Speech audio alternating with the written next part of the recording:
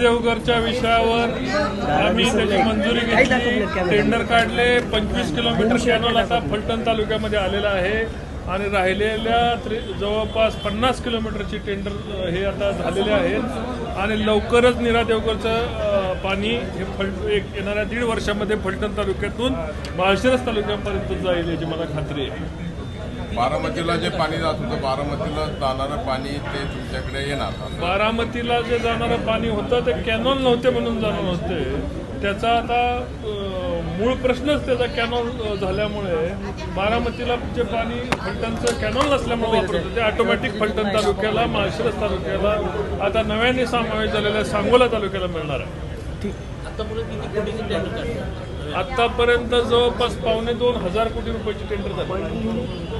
आजच्या बैठकीमध्ये काही विशेष? आजच्या बैठकीमध्ये फलटण तालुक्याचे माजी मंत्री रामराजे निंबाळकर यांनी काल फलटणला बैठक घेतली आणि त्यांनी सांगितलं होतं की फलटण तालुक्याचं पाणी हे माळशिरस आणि सांगोला तालुक्याला द्यायचा घाट घातलेला आहे आणि अशा प्रकारच्या चुकीच्या त्यांनी काल बैठकी घेऊन स्वतःच्या कारकिर्दीमध्ये त्यांना काही करता आलं नव्हतं आणि आज फलटण तालुक्यामध्ये नव्याने नीरा देवघरचं पाणी 2 बलकोडी 1 TMC पाणी वाढलेलं आहे आणि कुठलंही पाणी कुठल्याही तालुक्यामध्ये पळून न जाता या ठिकाणी फलटणचे आमचे विधानसभेचे नवनिर्वाचित आमदार सचिन पाटील या ठिकाणी उपस्थित आहेत.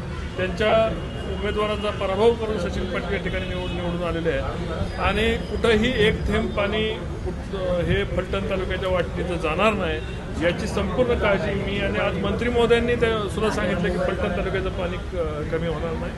पण नॅरेटिव्ह चुकीचा सेट करायची जी त्यांची परंपरा आहे ते त्या खात्याचे मंत्री असून सुद्धा त्यांना त्याचं टेक्निकल नॉलेज नसल्यामुळं अशा प्रकारच्या अफवा त्यांनी पसरवलेल्या आहेत. जे आहे पाणी ते आम्ही हात लावून देणार नाही.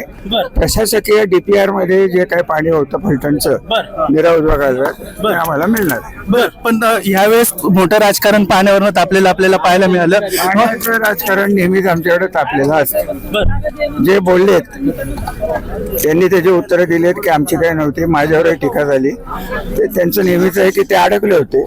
त्यांचे ऐका जरा हे सगळे फलटणचे बघा. विषय असा आहे की मूळ प्रशासकीय जी मंजुरी असते त्यात जर डेव्हिएशन करायचं असेल म्हणजे फरक करायचा असेल, फॉर एक्झाम्पल माळशिरस मध्ये एक मागणी आली, त्याचं पत्र माझ्याकडे आहे की एका सब डिव्हिजन मध्ये जास्तीचं पाणी द्या. आता जास्तीचं पाणी द्या म्हणजे कोणाचं तरी कमी करा, बरोबर आहे. तेच मागणी एक तलाव भरायची आली, तिसंगी नावाचा तलाव आहे, तो नेहमी पावसाळ्यात भरतात. आजही तिथं 60% पाणी आहे. तिथं कोणीतरी मागणी केली एका मोठ्या नेत्यांनी की तो तलाव उन्हाळ्यातही भरा. हे परत तीच मागणी आली.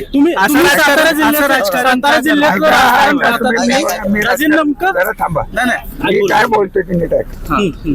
हे जे सगळं चाललेलं आहे हे थांबवायचं असेल आज दिवसभरात पाण्याचं, तर पश्चिम महाराष्ट्र नव्हे तर महाराष्ट्रातल्या सगळ्या धरणात कुठनं ना कुठनं तरी पाण्याची वाढ झाल्याशिवाय हे थांबणार नाही.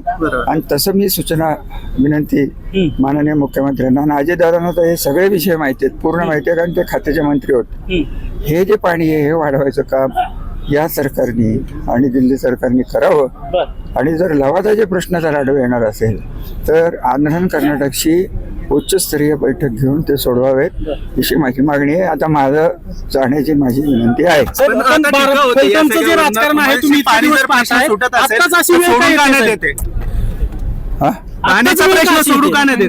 कोण सुटला की काय राहिलं? पण त्याच्यावर पण टीका होते, तुम्हाला टेक्निकल नॉलेज कळत नाही किंवा पाणी दिलं जाणार असं म्हणतात. ते त्यांना टेक्निकल नॉलेज आहे का विचारा. 12वी पास माणसांनी माझे फलटणवर आता अशी वेळ का आली? इतके दिवस तुम्ही नंतर नोकर बोला. ते नियतीचे खेळ आहेत असं एकाने म्हणलंय, तसं नियतीचे खेळ आहेत.